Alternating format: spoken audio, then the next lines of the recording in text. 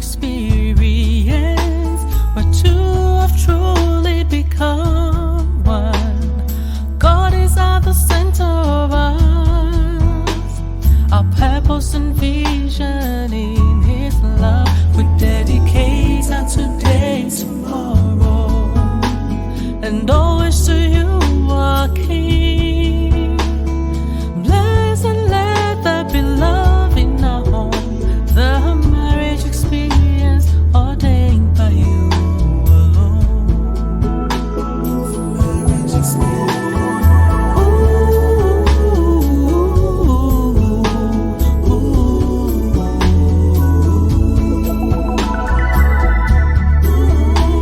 The marriage experience ordained by You alone. Welcome to the Marriage Experience program with Ayo Kunle and Boston A. Santos, where they explore what it means to cultivate a God-centric marriage, delivering realistic biblical wisdom, pointers, and insights from couples and individuals on the marriage journey. Join them today as they share some insights. Welcome to this week's episode of the Marriage Experience program. And as always, we're ever so delighted to be invited into your homes to walk the marriage journey with you. Yes, welcome to today's episode and continuing the 7th anniversary of our host station, Heart Song Live. We thank everyone who's donated to our fundraiser, helping us move towards our goal. Now, please help us get all the way and donate at heartsonglive.co.uk. So last week, we started looking at some practical ways to resolve a conflict with understanding rather than seeking to win. Today, we'll round this up and we'll begin to look at what the scriptures teach us to be able to resolve conflicts with understanding, like we said, rather than seeking to win the argument. We should, last week we started giving some practical insights, and today we're looking at being able to develop empathy by putting ourselves in our spouse's shoes and understanding their perspective. Of course, this is what we've mentioned a few episodes ago, that, you've got to understand why what people did made sense to them at that time. So you understand the reason why people behave the way they do. So empathy can surely shift the focus from winning the argument to resolving the issue. Remember, the point is to, come to an amicable resolution, as opposed to someone feeling that, yes, I won and the other person lost. We need to practice self-awareness by being aware of our own triggers and emotions and recognize when we're becoming defensive or overly aggressive, and just take steps to calm ourselves before continuing the discussion. If need be, seek professional help. And if you feel certain issues seem insurmountable, consider seeking the help of a marriage counselor.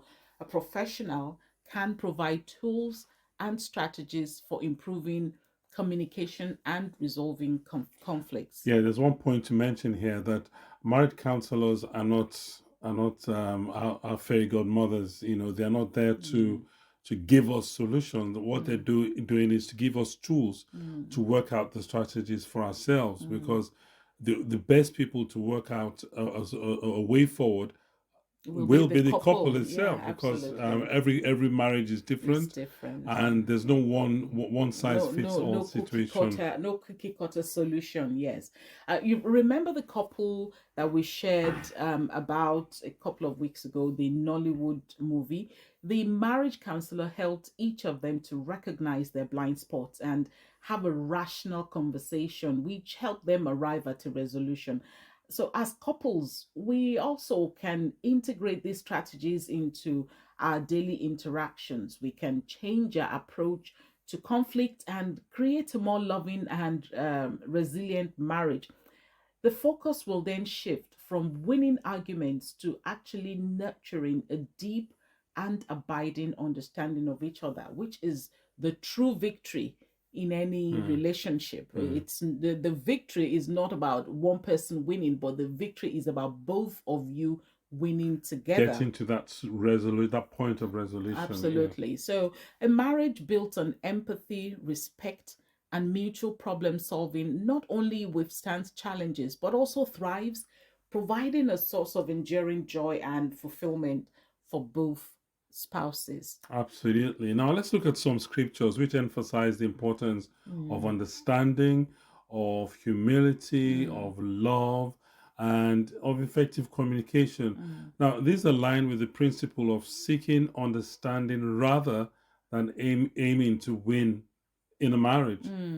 Now, James 1:19 says, "Dear brothers, don't," of course, and dear sisters as well, "dear brothers, don't ever forget that it is best to listen much, speak little, and not become angry." I just love the simplicity of that scripture. Yeah, that's right. There's nothing more to add. Listen much, speak little, and not become angry. Remember what you were sharing about what your mom used to say, that you have 2 ears and 1 mouth, which means speak little and listen a lot. Indeed. Now, this verse invites us to especially during marital conflicts, to listen much, speak little, and not become angry. Now, by listening attentively, spouses not just hear each other's words, but understand each other's feelings and unspoken messages. Now, listening attentively is the key here, because you can listen and it just enters one ear and flies the other out the other ear. It's called active listening. In active coaching. listening, yes. Now, this depth of listening shows that you value what your spouse is saying and care about their point of view. This will encourage a deeper emotional connection, which then helps couples to understand each other's needs, each other's concerns, and each other's desires. Now, these are essential factors for resolving conflicts amicably. Painstakingly listening allows couples to gather vital information about forming a response to making a judgment. This will give the best opportunity to ensure that their reactions are well informed and considerate of each other's position. Yes. Speaking little encourages thoughtful and deliberate responses rather than rash reactions. I mean, this is one of the training in coaching where you're encouraged to allow the client to speak and you listen. And you're not only listening to the words that have been spoken, but you are looking, especially if you're in the same room with them, you're looking at their body language, you're feeling their emotional temperature, and everything. It just gives you time to process what your spouse has said and to respond in a way that is constructive and supportive. And by choosing your words carefully and avoiding unnecessary or hurtful comments, you reduce the risk of misunderstandings and miscommunications, which are often the root causes of conflicts. Speaking less and listening more creates space for a sincere conversation. It shows couples that their voices matter and that they can open they can be open rather to hearing their own the side of the story of their spouse, which promotes joint respect and understanding. Something, I just love that. We've repeated it several times today, speaking less and listening more. Because, you can't actually listen when you're speaking. And, I'm not a lawyer, but I would imagine lawyers in court should be very good listeners, because then you understand where the other side is going, and that gives you a better chance of being able to. And they can easily pick loopholes. That's right. That's right. Yeah. Now, being able to manage anger is important in maintaining a calm and respectful environment. Anger can cloud judgment. Anger actually does cloud judgment and leads to hurtful words and actions that damage relationships. Now, by staying calm, you can address issues rather rationally, more rationally, I would say, and effectively. Keeping anger in check promotes a peaceful and amicable environment. in the marriage. It helps prevent the escalation of conflicts and encourages more constructive discussions. Now, the ability to demonstrate self control and patience sets a positive example for your spouse. It encourages both parties to approach conflicts with a level headed attitude, aiming and aiding to create a more positive resolution process. You know, one of the attributes of the fruit of the spirit is gentleness, and we know that gentleness doesn't mean the person is subservient or even a doormat. Rather, it is strength under control. And I remember you sharing last week about the man who, would start to pray in tongues whenever his wife had, pushed him to a certain limit, and he didn't want to explode. So it's important to have, these tools to enable us to restrain ourselves and to keep anger out of our conversations, or our conflict resolutions. Otherwise, things would certainly get heated up quickly and out of hand. You're listening to the Marriage Experience program with Ayokunle and Bosede Santos. So the next scripture we're going to be looking at is Philippians 2 verses 3 and 4. And it says, instead of being motivated by selfish ambition or vanity, each of you should in humility be moved to treat one another as more important than yourself. Each of you should be concerned not only about your own interest, but about the interest of others as well. That is a loaded scripture. It says, instead of being motivated by selfish. This scripture is inviting us as couples to approach disagreements with humility, valuing our spouse's opinions and prioritizing their needs besides our own. In fact, this scripture, what it's saying is that don't even think any thought motivated by selfish ambition. Rather, be of the same mind. And of course, this is just repeating what we've covered over the past year or so, over and over again. That it's more. Scriptures itself says it's more blessed to give than to receive, because in giving you actually it just goes against what the world says. In the world system, you've got to fight for your rights. But you actually give rights, and that's how you get your right. You don't have to struggle to get it.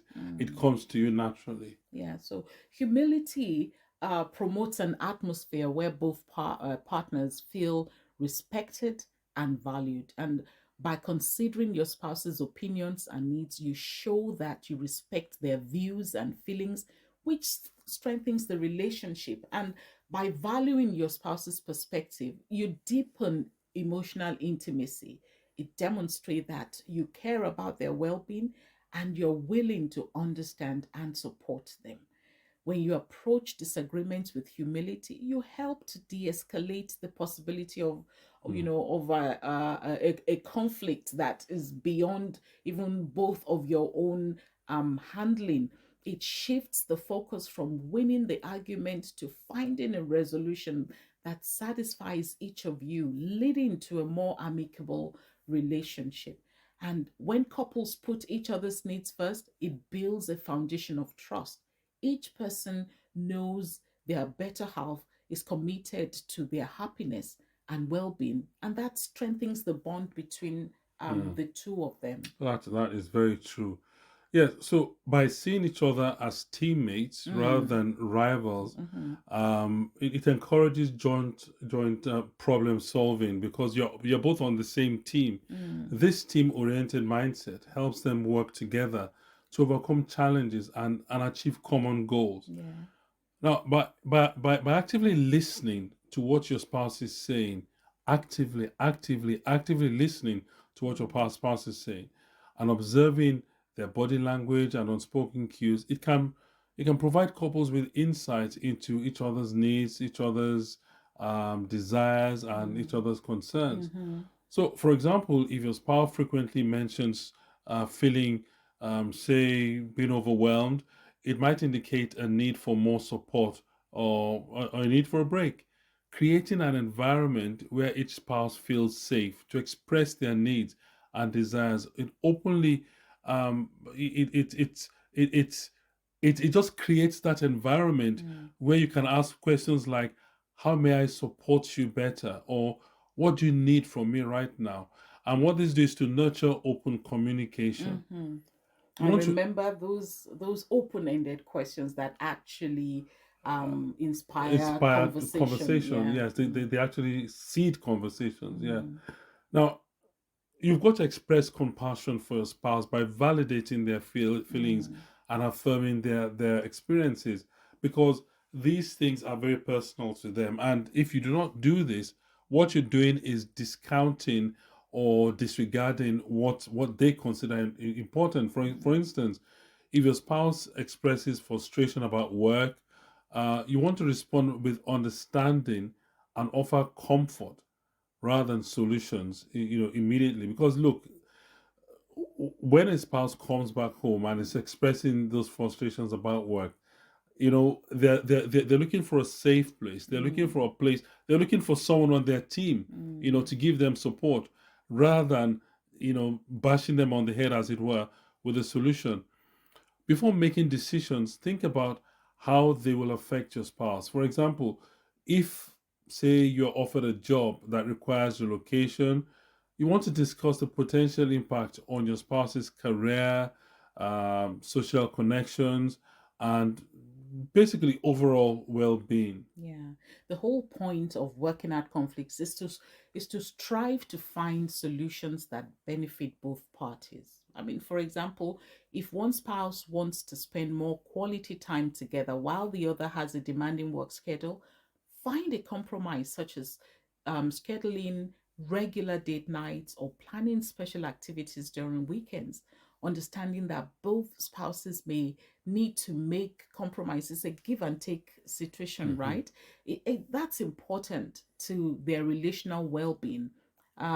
If one partner wants to save money, for instance, towards an upcoming project, while the other wants to go on a vacation, they can agree on a budget-friendly vacation that satisfies both desires. And regularly reviewing their relationships, or their relationship dynamics, and adjusting where necessary is important. Life circumstances change, and being flexible ensures that both spouses, both of their needs continue to be met.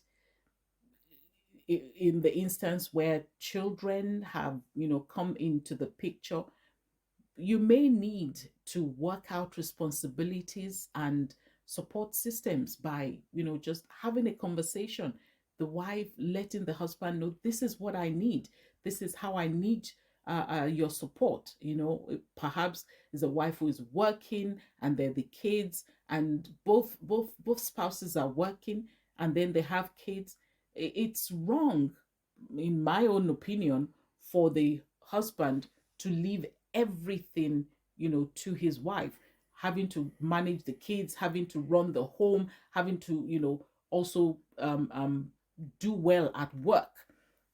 They both need to have a conversation and know exactly how chores, for instance, can be handled. Show your spouse that you value their needs by performing small acts of kindness regularly. I remember when we first got married, one of the things that we did, was we would leave little love notes just around the house for each other to find and read and get encouraged.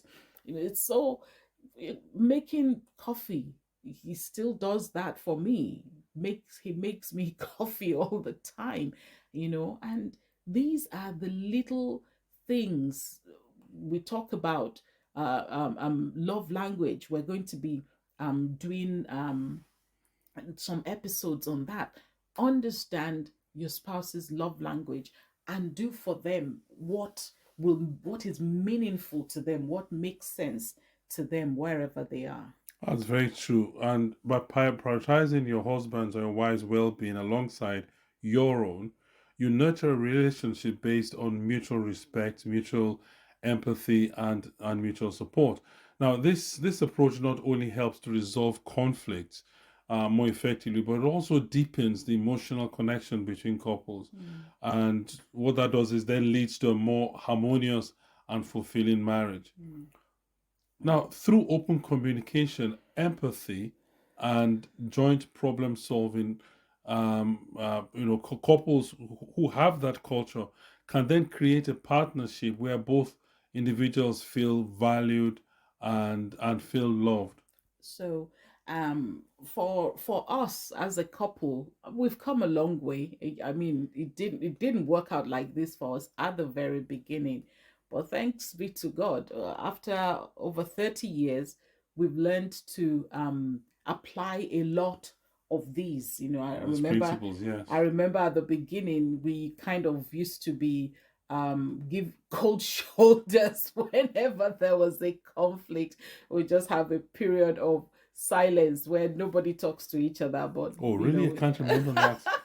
But we've come a long way, thanks be to God. And as always, we thank you for regularly inviting us into your homes to be a part of your marriage journey. We continue to value your feedback that you send to us at MXperience@lidiosantos.com. And all our episodes are available on our YouTube channel at Marriage Experience. That's experience without the E. And if you're listening to this on a Monday, remember there's a replay on Wednesday. You can invite other couples to listen as well. Thank you so much for having us today, and God bless you. God bless you. I will look forward to having you next week. Join Ayokunle and Boston again next week on The Marriage Experience as they bring God's truth to help you build your marriage God's way. Till then, remember, marriage is God's idea, and it is a good thing.